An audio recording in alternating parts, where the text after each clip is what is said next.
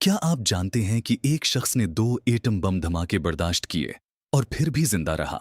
सुना 1945 में जापानी इंजीनियर तसुतोमो यामागुची हिरोशिमा में कारोबारी दौरे पर थे। 6 अगस्त की सुबह आसमान पर रोशनी का एक गोला फटा।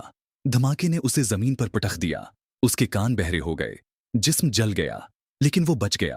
3 दिन बाद वो अपने घर नागासाकी वापस आ गया। 9 अगस्त को वो अपने बास को हिरोशिमा की तबाही के बारे में बता रहा था। बास को यकीन नहीं आ रहा था। उसने कहा, एक बम से पूरा शहर कैसे तबाह हो सकता है? इसी लम्हे खिड़की के बाहर दूसरा मशरूम क्लाउड उठा। यामागुची ने वही आग दोबारा देखी जो उसने 3 दिन पहले देखी थी। वो फिर बच गया।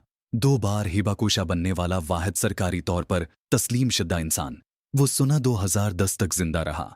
अपनी कहानी दुनिया को सुनाता रहा। कुछ लोगों को तारीख क्यों बार बार आजमाती है?